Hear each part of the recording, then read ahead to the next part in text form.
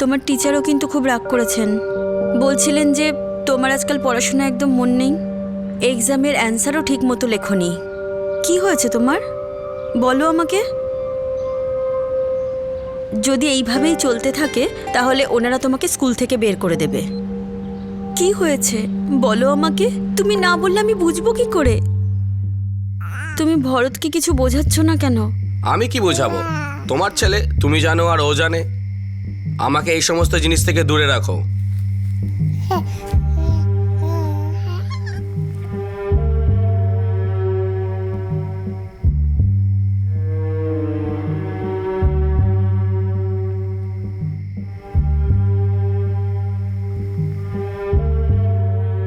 কখনো কখনো কাছের মানুষকে হারিয়ে ফেলার কষ্ট এতটাই গভীর হয় তার কারো নজরে পড়ে না, তারও নয় যে খুব কাছাকাছি রয়েছে।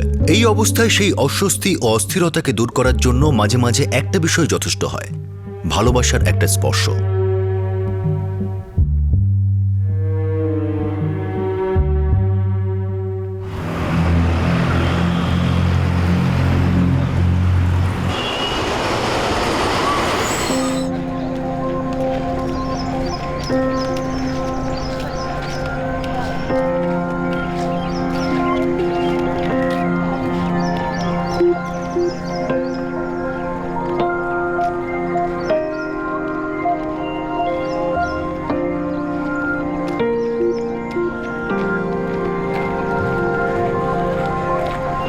সোনার দাম শুনেছিস? এখন তো আকাশ ছোঁয়া। আর আমার বউ বলছে ওর বোনের বিয়ের জন্য সোনার আংটি দিতে হবে। আমি কোথায় চেষ্টা করছি যাতে বেশি খরচা না হয়। মাইনে তো কিছুতেই বাড়ছে না, এদিকে খরচাটা দেখ দিন দিন বেড়েই চলেছে। হোম মিনিস্টার যখন বলেছে তখন তো তোমায় করতেই হবে। ঠিক আছে, কিন্তু শোনো, always remember, wife is always right. Say right হতে পারে, কিন্তু কি করব, খরচপত্র নিয়ে আমি খুব চাপে আছি রে।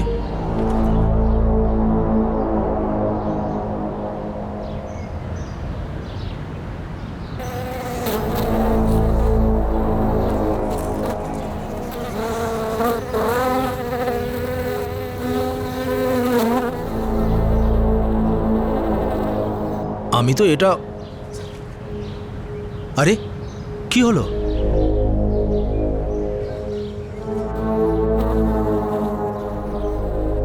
বলছি একবার ওই ছেলেটার দিকে দেখ। আরে ছাড় না ভাই, চ কফি খেয়ে বাড়ি চলে যাই। এই করলে অফিসে দেরি হয়ে যাবে, চল। মনে হচ্ছে ওর খিদে পেয়েছে।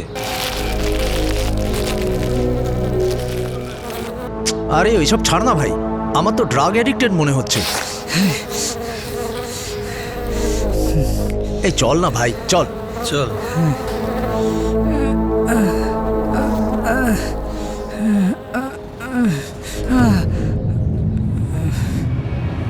অশোক, অশোক,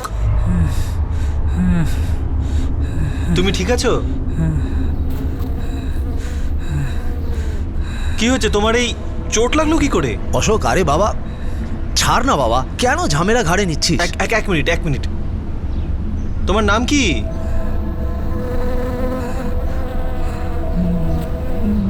ভরত। আরে ছাড় না ভাই, চল না। আরে টাইমটা দেখ। আরে এর অবস্থা তো একবার দেখ। তোমার কি খিদে পেয়েছে? আমার সাথে এসো, কিছু কিনে দিচ্ছি।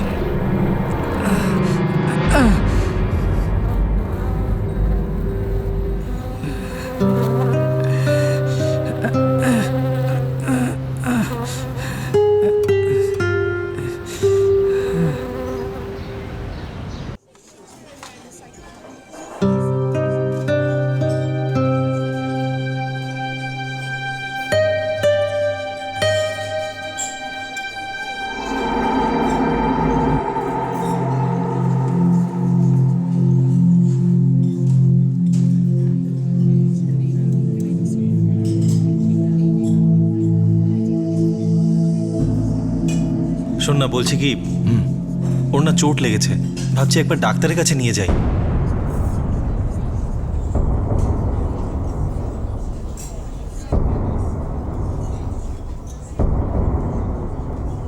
অশোক, অশোক দা, ছেলেটাকে রাস্তাতেই ছেড়ে দাও না। কোত্থেকে এসেছে, কি করবে কে জানে। ফালতু ঝামেলায় কেন জড়াচ্ছ দাদা? আরে এটা তো সেই কথাই হলো না, যেচে বিপদ ঘাড়ে নেওয়া। হ্যাঁ, শোন, ওকে যেতে দে। এভাবে কি করে যেতে দেবো? একা রাস্তায় ছেড়ে দেবো? দেখতে অসুস্থ লাগছে, ওর চোট লেগেছে, ডাক্তারকে তো দেখানোই উচিত। দাদা আপনি সাহায্য করলে ওর সবকিছু হবে? আরে এ তো ওদের রোজকার কাজ। অসুস্থ অসহায় দেখায় যাতে কেউ সাহায্য করে, টাকাও দেবে, বিনা পয়সায় খাবার খাওয়াবে, ব্যাস এগুলো সব নাটক। আরে এগুলো তো রোজ আমার হোটেলের সামনে ঘুরঘুর করে। জানি না, একে তো দেখে মনে হচ্ছে না এই ওদের মধ্যে কেউ। ওর জামা কাপড়ও ঠিকঠাক, আমার তো মনে হচ্ছে ও কোনো বিপদে পড়েছে।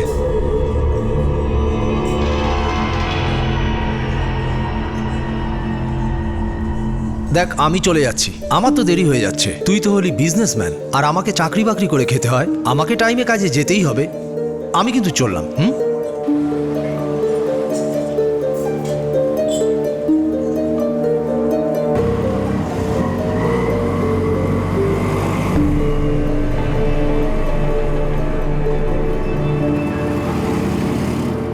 ওর নাম ভরত, ওর চোট লেগেছে। স্যার, এই কি আপনার রিলেটিভ? না, আমি ওকে চিনি না, আসলে আমি ওকে রাস্তায় পেয়েছি, আর ওর এই অবস্থা দেখে আমি ওকে এখানে নিয়ে আসলাম।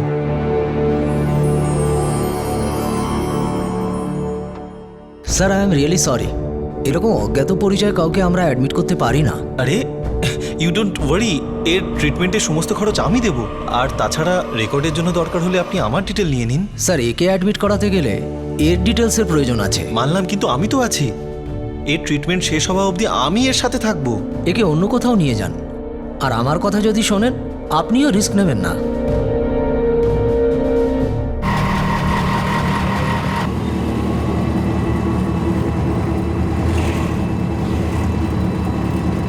কথাটা টাকা পয়সা নয়, কিন্তু কিছু না জেনে আমরা ওকে এখানে ভর্তি করতে পারবো না। আপনি একবার বোঝার চেষ্টা করুন, ও অসুস্থ, ওর চোট লেগেছে, এক্ষুনি ওর ট্রিটমেন্টের দরকার। আমি মানছি, কিন্তু আমাদেরও তো কিছু রুলস আছে, আর এই ধরনের কেসে জেনারেলি অনেক অসুবিধে হতে পারে, যেটা আমাদের জন্য রিস্ক হয়ে যাবে। তাছাড়া ওর নাম ভরত, সেটা ওই আপনাকে বলেছে, হতে পারে ও মিথ্যে কথা বলছে। আরে ম্যাডাম, আপনি ওর কন্ডিশন তো একবার দেখুন, ওর মুখ চোখ দেখে আর আঘাতগুলো দেখে এটা তো মনে হচ্ছে না ও মিথ্যে কথা বলছে। সরি স্যার, আমি আপনার কোনো হেল্প করতে পারবো না। ম্যাডাম, শুনুন। Excuse me. আমি আপনার সমস্যা বুঝতে পারছি, কিন্তু আমি আপনাকে কোনো সাহায্য করতে পারবো না। আপনি বললে আমি যে কোনো জায়গায় সই করতে রাজি আছি, যত টাকা খরচ হবে আমি দেব। আপনি শুধু এই মুহূর্তে এটাই বোঝার চেষ্টা করুন যে ওই ছেলেটার চিকিৎসার দরকার। I M A রেপুটেড property consultant, আপনার দরকার হলে আমি আমার বাড়ির অ্যাড্রেস দিচ্ছি, আর ডিপোজিট করতে যত টাকা লাগবে I am ready to pay. দেখুন মিস্টার অশোক, আপনি এই ছেলেটাকে রাস্তা থেকে তুলে এনেছেন। আই এম ভেরি সরি, আমরা ওকে অ্যাডমিট করতে পারবো না। আপনি কোনো সরকারি হাসপাতালে ট্রাই করে দেখুন।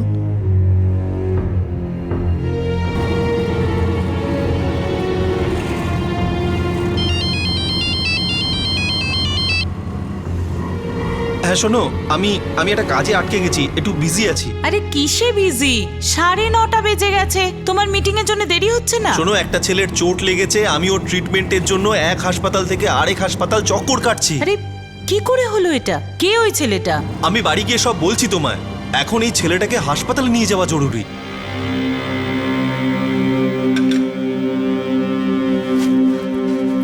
বাই ঠাকুমা। বাই শোনা, বাই। বাই মা। বাই শোনা।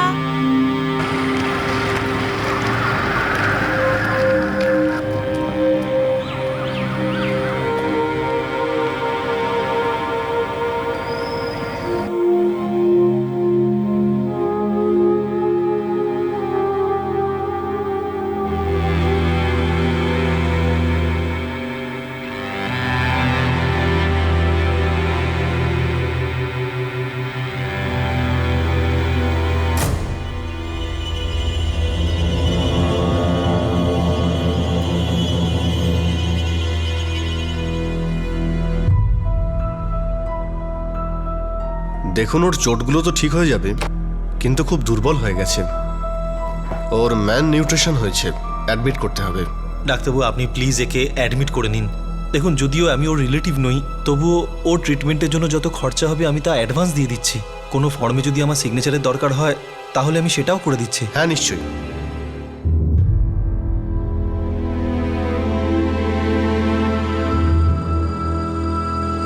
শোনো, আমি এখন আসছি, আমি বিকেলে আবার তোমায় দেখতে আসব, ঠিক আছে?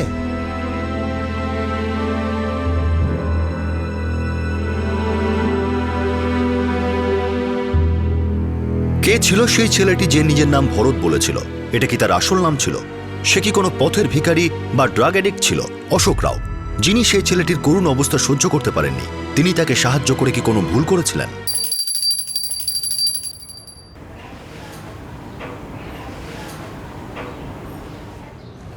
এই নাও কফি।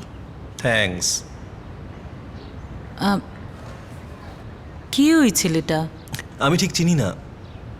সকালে মিটিংগুলো শেষ করে নি, তারপর পুলিশ স্টেশন যাব, যদি কিছু জানা যায়, আর তারপর হসপিটাল। কিন্তু তুমি ওর ব্যাপারে কিছুই তো জানো না। ছেলেটিকে আমি রাস্তায় পেয়েছি, চোট লেগেছিল, খাবার খুঁজছিল। আমার মনে হলো ওকে হেল্প করা দরকার, তাই আমি ওকে হেল্প করলাম। কিন্তু আর তুমি একদম ঠিক বলছো, আমি ওর ব্যাপারে কিছুই জানি না, শুধু ওর নাম ছাড়া।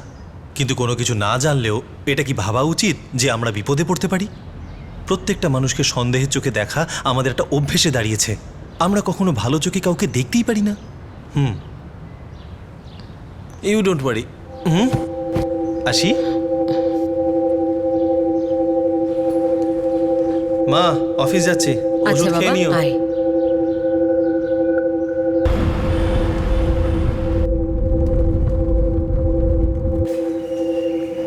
স্যার, আমি একজন প্রপার্টি কনসালটেন্ট।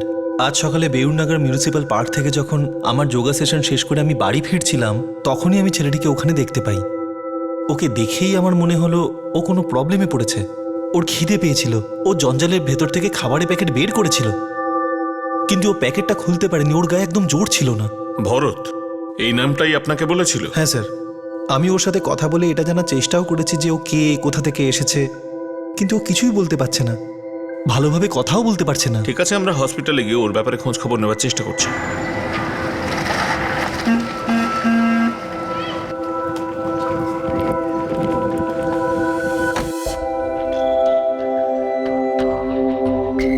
আরে বাহ, এই তো চাই।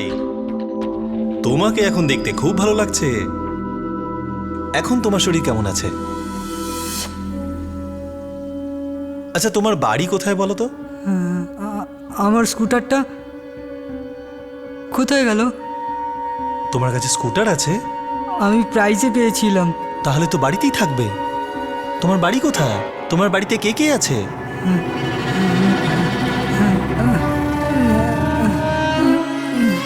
আচ্ছা আচ্ছা, কোনো ব্যাপার না, আমরা পরে কথা বলবো। আর তাছাড়াও ডাক্তারবাবু বলছিলেন তুমি দুদিনেই ঠিক হয়ে যাবে, আর তারপর আমরা দুজনে মিলে তোমার বাড়ি, তোমার স্কুটার খুঁজতে যাব, ঠিক আছে? ও ড্রাগ অ্যাডিক্টেড নয়। ওর নিজের ব্যাপারে কিচ্ছু মনে নেই? ওর নাম, বাড়ি কোথায়, কিচ্ছু নয়? স্যার, নিশ্চয়ই কিছু ঘটেছে যার জন্য আজ ওর এই অবস্থা। আর বারবার ও খালি স্কুটারের কথা বলছে, এছাড়া আর ওর কিছু মনে নেই। হতে পারে ওর স্মৃতি বিলোপ হয়েছে। আই গেস ও মেন্টালি স্টেবল নয়, কিছু কমপ্লিকেশনস আছে, কিন্তু আমার মনে হচ্ছে এই চোটগুলো পড়ে যাওয়ার কারণেই হয়েছে।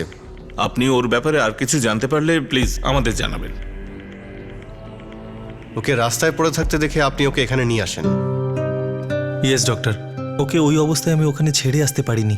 আমি বুঝতে পারছি, আপনি যা করছেন তা খুব ভালো কাজ, কিন্তু দেখুন কিছুদিন পরে ওকে আমাদের হসপিটাল থেকে ডিসচার্জ করতে হবে। নো প্রবলেম ডক্টর, ওর সমস্ত বিল পেমেন্ট আমি করে দেবো। আর হ্যাঁ, আজকে রাতে ওর সঙ্গে কাউকে থাকতে হবে। Welcome to Beaton world, how may assist you? নতুন ফ্ল্যাটের জন্য একটা স্ট্যান্ড ফ্যান আর কুলার নেব। এই পচা গরম থেকে একটু স্বস্তি চাই। বাজার চলতে সব ব্র্যান্ড তো আর ভরসাযোগ্য নয়। তার জন্য তো আমাদের ফ্যান আছে, all purpose bullet table fan, ceiling fan. আমাদের সিলিং ফ্যান কিন্তু 30 মাসের ওয়ারেন্টি সহ পাওয়া যায়। আছে ফারাটা 2 বছরের ওয়ারেন্টি, 17 থেকে 20 মিটার এয়ার ফ্লো, মধ্যবিত্তের সাধ্যের মধ্যে একমাত্র ভরসাযোগ্য ব্র্যান্ড বিটন। আমাদের কুলারের কিন্তু অনেক range, 45 litres, 50 litres, 70 litres, 90 litres, 110 litres. Honeycomb সহযোগে বিটনের সব কুলারের ওয়ারেন্টি 1 বছর। চেনা হাওয়ায় অচেনা অনুভূতির জন্য একমাত্র আদর্শ বিটন। গরমে স্বস্তি পেতে বিটনের ফ্যান হোক বা কুলার, আজই আনুন বাড়িতে। Vuitton, digitally yours.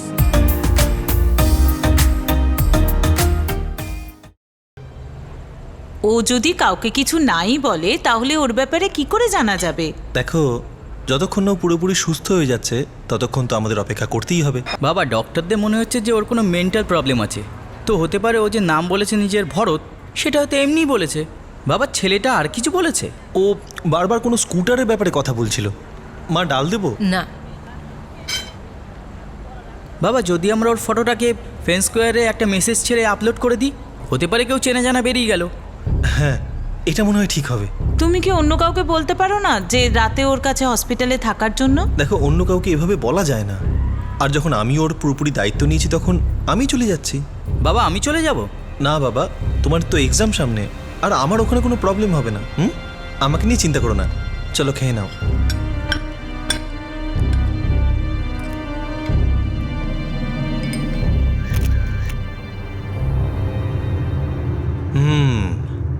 এবার ঠিক খোঁজ পাওয়া যাবে। কেউ না কেউ নিশ্চয়ই তোমায় চিনতে পারবে।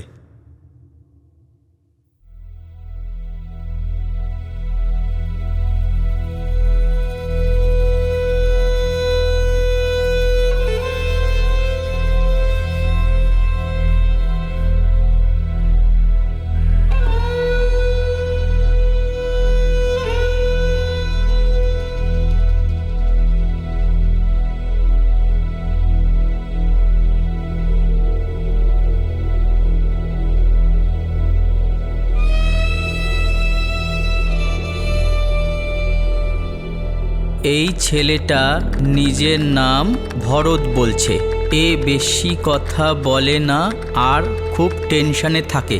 যদি এর ব্যাপারে কেউ কিছু জেনে থাকে তো প্লিজ মিস্টার অশোক রাওয়ের সাথে যোগাযোগ করুন। Phone number 4445676558।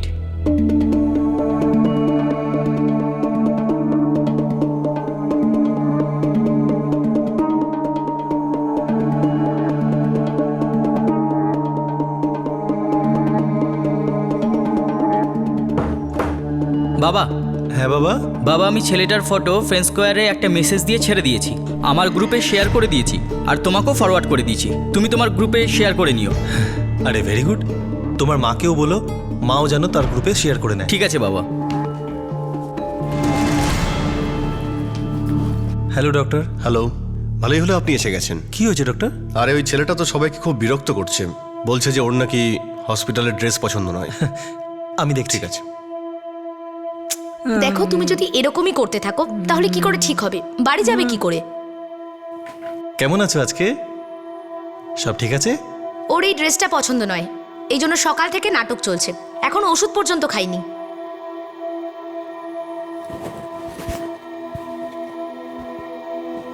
তুমি অন্য ড্রেস পরবে? আমি ডাক্তারবাবুর সাথে কথা বলছি, এখানে অন্য ড্রেস অ্যালাউ করে কিনা জানছি।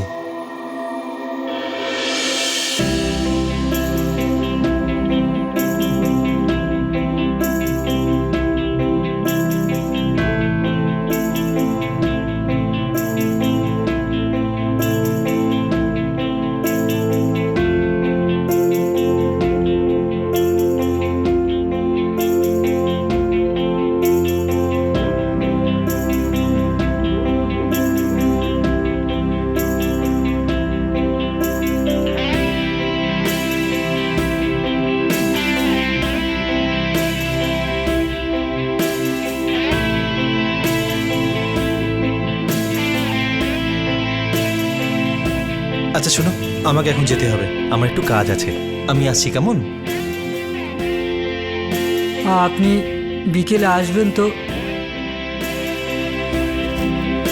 হ্যাঁ, আমি নিশ্চয়ই আসবো।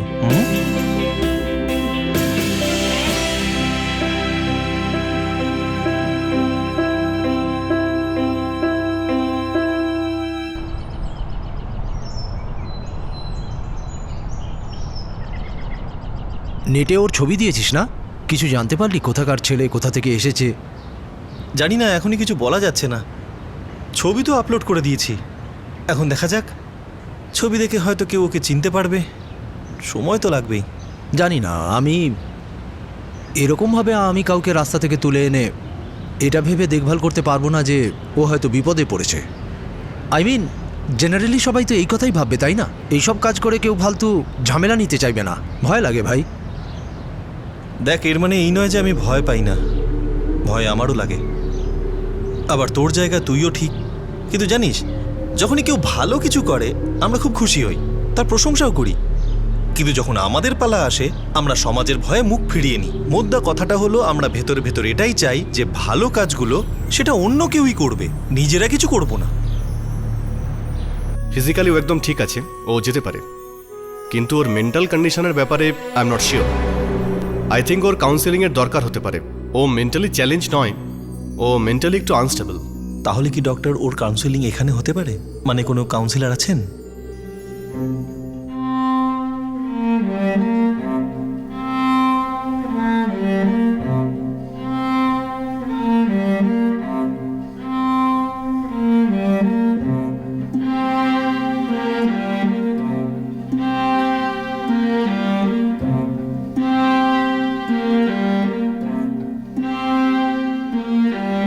না, আমার স্কুটারের কালার তো মনে নেই,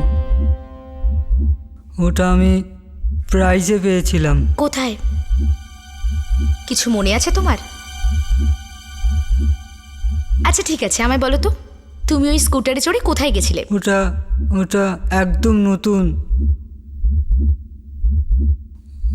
ওটা আমি প্রাইজে পেয়েছিলাম।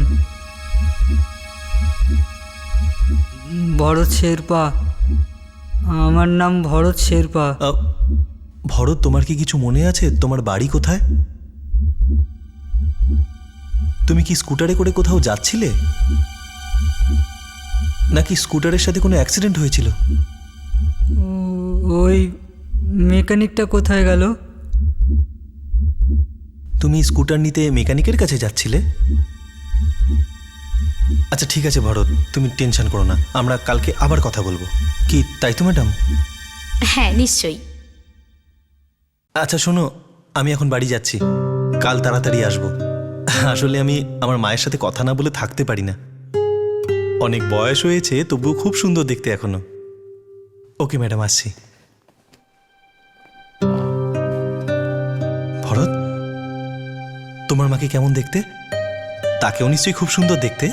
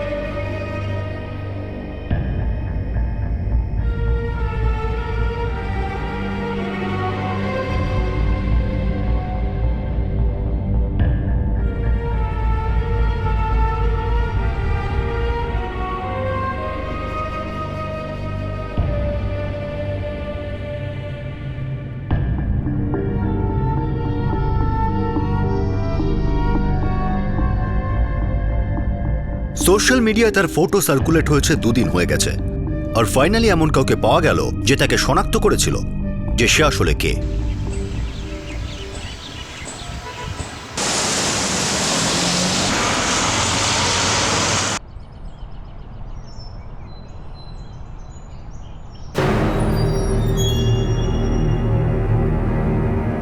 পঙ্কজ, পঙ্কজ, আরে তাড়াতাড়ি ওঠ না। ওই, কি দাদা সকাল সকাল কেন জ্বালাচ্ছ? আরে তাড়াতাড়ি ওঠ, এদিকে আয়, এটা একবার দেখ। দেখ, এটা ভরত না? এই ছেলেটা তোর ক্লাসে পড়তো না? হ্যাঁ দাদা, এ তো ভরত। 2 বছর আগে আমার ক্লাসেই পড়তো। ওর কোনো মেন্টাল প্রবলেম ছিল, তাই স্কুল ছেড়ে দেয়। এ তো হারিয়ে গেছে, কেউ একে বেঙ্গালুরুতে পেয়েছে।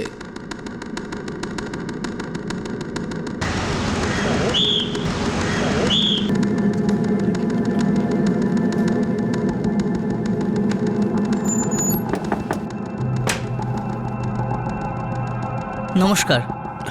হ্যাঁ ঠিক আছে, বলো। ভরত কোথায়? আমি ওর বন্ধু পঙ্কজ। দেখো, ও কোথাও হারিয়ে গেছে। 3 সপ্তাহ ধরে ওর কোনো খবর নেই। ও বেঙ্গালুরুতে আছে। কি? এই দেখুন।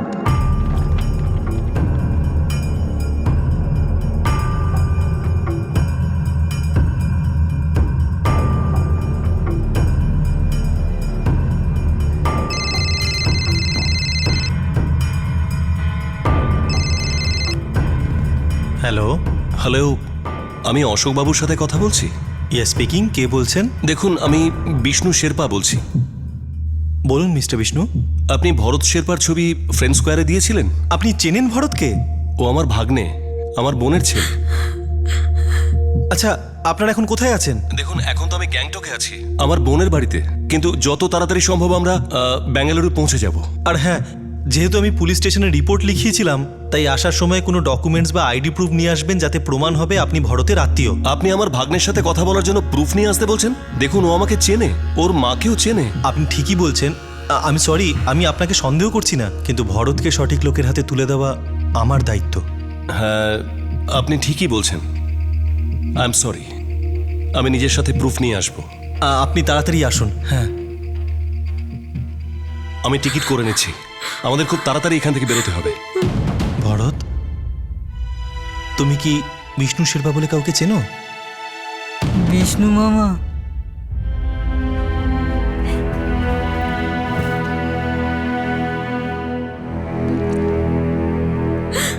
মা, তুমি এরকম করে কেন কাঁদছো?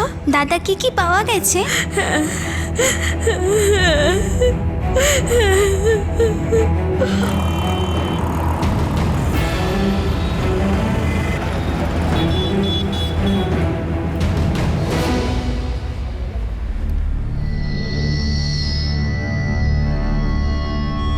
আমি বেঙ্গালুরুতে থাকি, এখানেই কাজ করি। ভরত আমার সাথেই থাকতো যখন ও হারিয়ে গিয়েছিল। কবে? 27শে ফেব্রুয়ারি।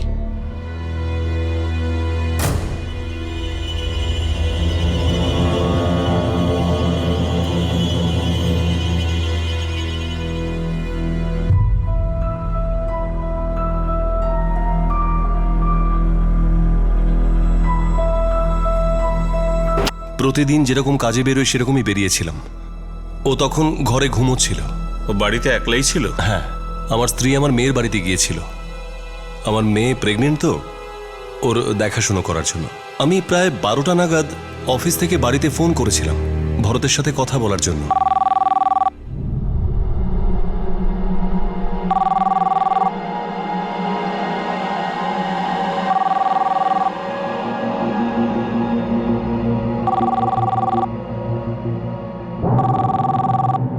ও গত 3 সপ্তাহ ধরে নিখোঁজ ছিল, আর আপনারা পুলিশে কমপ্লেনও লেখাননি? করেছিলাম স্যার।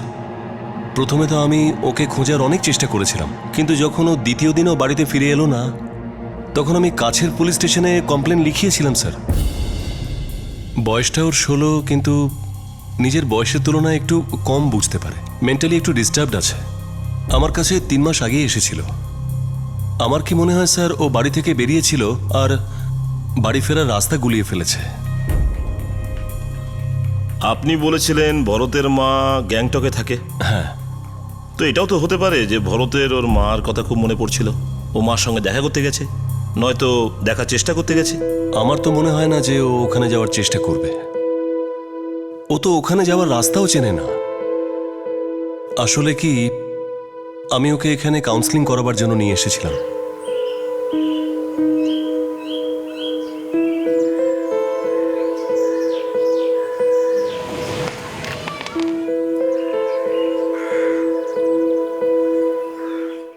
না দাদা, ভরতকে আমি একা ছাড়তে পারবো না। ও আমাকে ছেড়ে একদিনও থাকতে পারবে না। দেখ, বোঝার চেষ্টা কর। 6 মাস ভরত আমার কাছে ভালোভাবে থাকবে। তোর বৌদি পূজার কাছে গেছে। পূজা প্রেগনেন্ট না, ওর প্রথম বাচ্চা কিনা, তাই ওকে একলা ছাড়তে চায় না।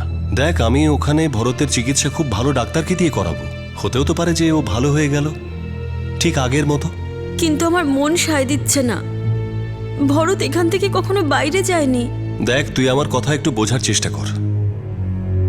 ভরতের অবস্থা এখানে দিনের পর দিন খারাপ হয়ে যাচ্ছে। তোকে তো সারা দিন ঘরের কাজ করতে হয়, গীতাকে সামলাতে হয়, সঞ্জয়কেও কাজের জন্য এদিক ওদিক যেতে হয়। এই অবস্থায় তোর পক্ষে একা সামলানো সম্ভব নয়। এসব আমি কেন দেখতে পাইনি?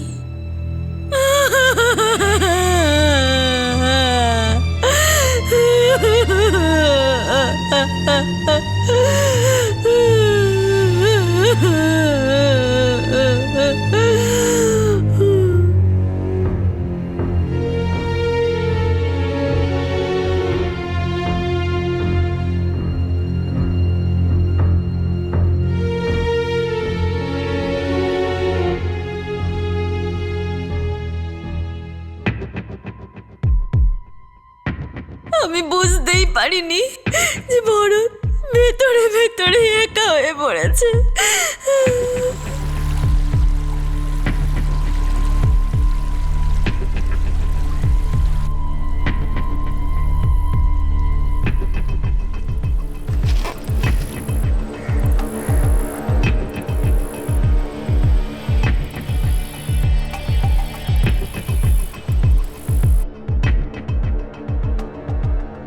দেখ, এতে তোর কোনো ভুল নেই। যখন ভরতের বাবা মারা গেল তখন তোর বয়সও খুব একটা বেশি ছিল না। আমি দ্বিতীয় বিয়ে এই জন্যই করেছিলাম, যাতে আমাদের একটা আশ্রয় হোক। ভরত নতুন করে বাবার স্নেহ পাবে। এই জন্যই তো বলছি যে ভরতকে আমার সাথে একটু যেতে দে, এটা ওর জন্য ভালো হবে। আমার কথা শোন, এই সময় ভরতের এমন একজন মানুষকে দরকার যে ওর খেয়াল বাবার মতো রাখবে।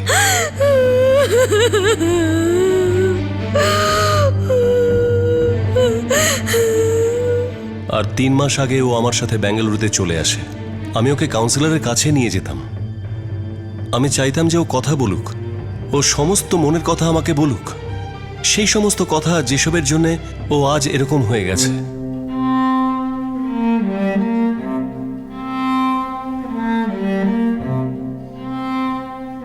সমস্ত ভুলই আমার। কেন? আপনি কিছু ওকে বলেছিলেন? না স্যার, আমি ওকে কিছু বলিনি, কিন্তু ওকে ভোলাবার চেষ্টা করেছি। Welcome to Beaton world. How may I assist you? নতুন ফ্ল্যাটের জন্য একটা স্ট্যান্ড ফ্যান আর কুলার নেব। এই পচা গরম থেকে একটু স্বস্তি চাই। বাজার চলতে সব ব্র্যান্ড তো আর ভরসাযোগ্য নয়। তার জন্য তো আমাদের ফ্যান আছে, all purpose bullet table fan, ceiling fan. আমাদের সিলিং ফ্যান কিন্তু 30 মাসের ওয়ারেন্টি সহ পাওয়া যায়। আছে ফারাটা 2 বছরের ওয়ারেন্টি, 17 থেকে 20 মিটার এয়ার ফ্লো, মধ্যবিত্তের সাধ্যের মধ্যে একমাত্র ভরসাযোগ্য ব্র্যান্ড বিটন। আমাদের কুলারের কিন্তু অনেক range, 45 litres, 50 litres, 70 litres, 90 litres, 110 litres. Honeycomb সহযোগে বিটনের সব কুলারের ওয়ারেন্টি 1 বছর। চেনা হাওয়ায় অচেনা অনুভূতির জন্য একমাত্র আদর্শ বিটন। গরমে স্বস্তি পেতে বিটনের ফ্যান হোক বা কুলার, আজই আনুন বাড়িতে। Vuitton, digitally yours. না স্যার, আমি ওকে কিছু বলিনি, কিন্তু ওকে ভোলাবার চেষ্টা করেছি। ও বারবার একটা স্কুটারের কথা ভেবে টেনশন করত। ভরত, দেখো তোমার জন্য আমি কি নিয়ে এসেছি।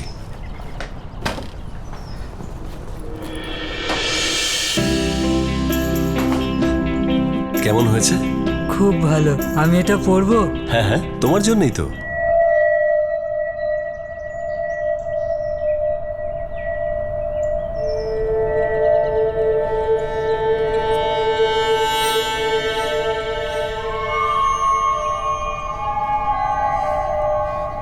কি হয়েছে ভরত? ওভাবে কি দেখছো? মামা, আমার স্কুটার কোথায়? তোমার স্কুটার? কোন স্কুটার? মামা, আমার স্কুটার এখানেই রাখা ছিল। আমার নতুন স্কুটার। তোমার নতুন স্কুটার? হ্যাঁ মামা, আমার নতুন স্কুটার। ওইটা আমি যেটা প্রাইজে পেয়েছিলাম, এখানেই তো রেখেছিলাম, কিন্তু এখন নেই। কোথায় গেল?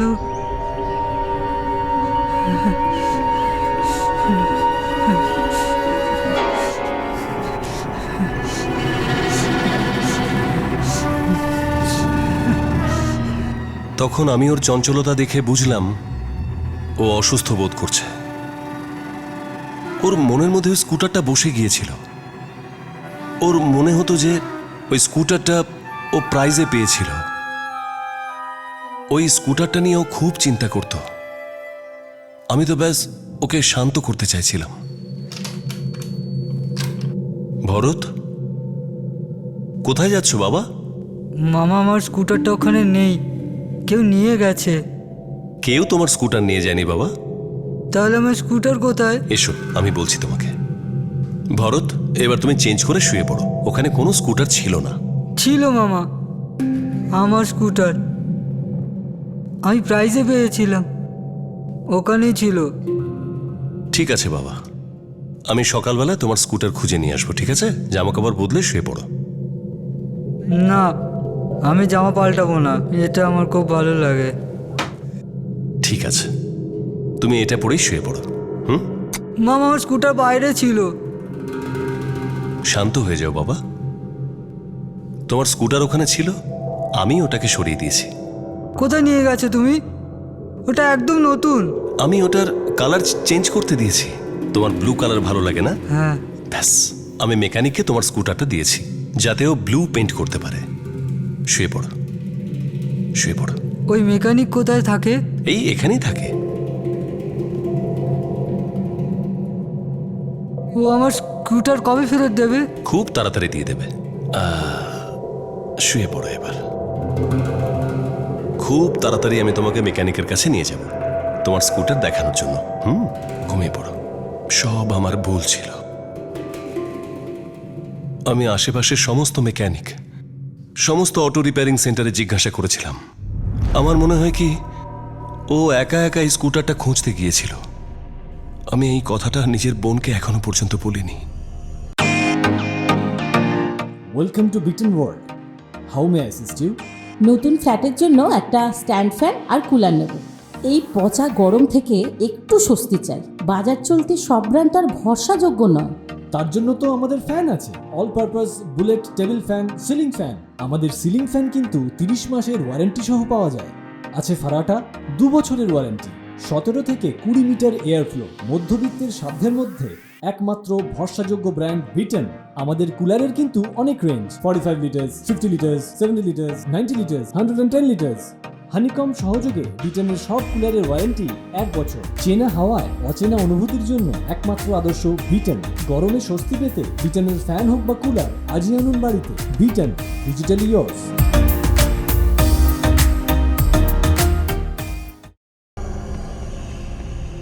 প্লিজ স্যার, ওকে খুঁজতে আমাকে সাহায্য করুন।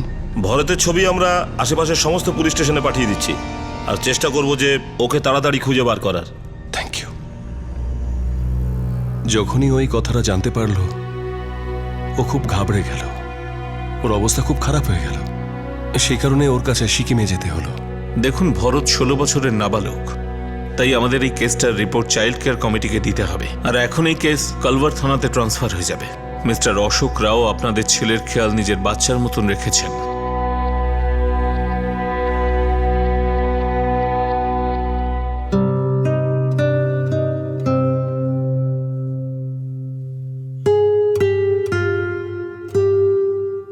ভরত,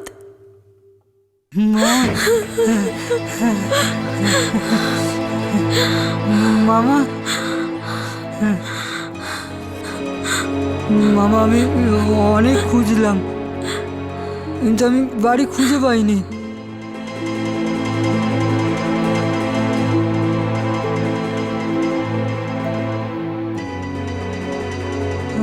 ওই স্কুটারটা অনেক খুঁজেছি, মেকানিকের ওখানেও দেখেছি, সব জায়গায় খুঁজেছি, কিন্তু কোথাও খুঁজে পাইনি মামা।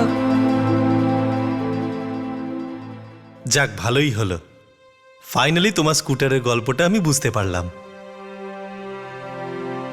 অশোক বাবু, বুঝতে পারছি না আমি আপনাকে কিভাবে কৃতজ্ঞতা জানাবো। আরে না না, এরকম ভাবে বলবেন না, আমি কোনো উপকার করিনি। আমার এটাই ভালো লাগছে যে আপনারা ভরতকে পেয়ে গেলেন আর ও তার পরিবার। শোনো ভরত, এখন তুমি তোমার মামার সাথে ফিরে যাবে, ওনাদের সাথেই থাকবে। উনি বলছিলেন তুমি কোনো ক্লাসে যাও, আর সেখানে তুমি ঠিকও হচ্ছিলে। ঠিক সেই রকমই ক্লাস, তাই না, যেরকমটা এখানে ম্যাডাম তোমাকে করান? ভালো ছেলে হয়ে থাকবে। কিন্তু আপনি আমার সাথে যাবেন তো? হ্যাঁ ভরত, আমি যাব, তোমার সাথে দেখা করতে নিশ্চয়ই যাব।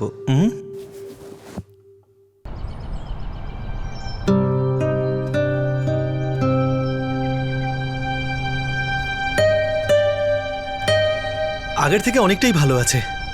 ওর রেগুলার কাউন্সেলিং সেশন চলছে ভালো কাউন্সিলরের কাছে, যেখানে ওর মামা ওকে নিয়ে যায়। তুই এখনো দেখা করতে যাস? না, রোজ রোজ তো না, কিন্তু যখনই সুযোগ পাই আমি যাই। ওর কাউন্সিলর এটাই সাজেস্ট করছে যে ওকে সাইকিয়াট্রিস্ট দেখাতে হবে, কারণ ওর কাউন্সিলিংয়ের সাথে সাথে মেডিকেশনেরও দরকার।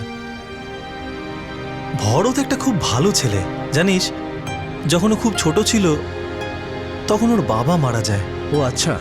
তখন ও পুরোপুরি সুস্থ ছিল, কিন্তু হঠাৎ বাবার মৃত্যু মেনে নিতে না পেরে ও একদম ভেঙে পড়ে। ওর মেন্টাল ব্যালেন্সই নষ্ট হয়ে যায়। হয়তো ওর বাবার কথা মনে করে বা বাবাকে নিজের কাছে না পেয়ে ও নিজেকে খুব একা ফিল করতে থাকে। যন্ত্রণা চেপে রেখে দিয়েছিল, কাউকে কিচ্ছু জানায়নি। সত্যি বলতে কি অশোক, সত্যি তুই খুব ভালো কাজ করেছিস। আসলে আমাদের খুব ভালো লাগে যখন আমরা কারো উপকারে আসি, কাউকে সাহায্য করে তার কষ্টটা ভাগ করে নিতে পারি। হয়তো এই ভালো দিকটা আমাদের সবার মধ্যেই আছে, শুধু ভয় পিছিয়ে যায়। অশোক রাও ভরতের হসপিটালের সব খরচ বহন করেছিলেন, আর তার নামে যে মিসিং কমপ্লেন দায়ের করা হয়েছিল তাও প্রত্যাহার করা হয়। অশোক রাও ভরতের সঙ্গে দেখা করতে থাকেন, আর কিছুদিন পর ছুটি কাটানোর জন্য ভরত তার মা আর সৎ বাবার কাছে সিকিম চলে যায়। তার মা এখন একথা বুঝতে পেরেছেন যে ভরতের জীবনে কোন বিষয়ের অভাব ছিল, আর তার সৎ বাবাও এখন যথেষ্ট যত্ন নিতে শুরু করেছেন। ভরত এখন সেই ভালোবাসা আর আন্তরিকতা পাচ্ছে যার উপর সব বাচ্চার অধিকার থাকে। অশোক রাও এটা মনে করেন যে তিনি যা কিছু করেছেন তা কোনো অসাধারণ বা এক্সট্রাঅর্ডিনারি কাজ নয়। তিনি সেটাই করেছেন যা ভরতের অবস্থা দেখে তার করা উচিত মনে হয়েছে। তিনি এটা কেন করলেন? কাউকে সাহায্য করে কেউ কি বা পেতে পারে? এর পেছনে কি কোনো স্বার্থ আছে? কেন কেউ সজ্ঞানে কোনো সমস্যাকে নিজের করে তুলবে? এমন প্রশ্ন হামেশাই উঠে আসে। অথবা কিছু এমন প্রশ্নও উঠে আসে যে যাকে সাহায্য করা হচ্ছে হতে পারে সে কোনো ড্রাগ অ্যাডিক্ট, কোনো চোর বা বদমাশ, হতে পারে সে আপনার কোনো ক্ষতি করে দেবে, টাকা হাতিয়ে চম্পট দেবে। এরকম লোকের চক্করে পড়ার কি দরকার?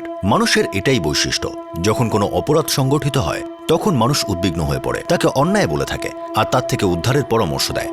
আর ঠিক অপরদিকে যখন কোনো মানুষ মনুষ্যত্বের তাগিদে কাউকে রাস্তা থেকে তুলে এনে তাকে সাহায্য করে, তখনও বাকিরা চিন্তিত হয়ে পড়ে, তাকেও সঠিক মনে করে না আর এর থেকে দূরে থাকার পরামর্শ দেয়। আর কখনো কখনো তাকে সন্দেহও করা হয়। আবার যখন সবকিছু ভালো হয় তখন তারাই প্রশংসার বন্যা বইয়ে দেয়, খুশি হয়। কিন্তু তাদের মনে কোথাও না কোথাও এই ভাবনাও লুকিয়ে থাকে যে কেউ এসব কেন করছে, কেননা এটা তো কোনো সাধারণ বিষয় নয়। কিন্তু সত্যি তো এটাই যে কাউকে সাহায্য করা মানুষের স্বভাবেরই অঙ্গ। সব মানুষের মধ্যেই ভালো বৈশিষ্ট্য থাকে।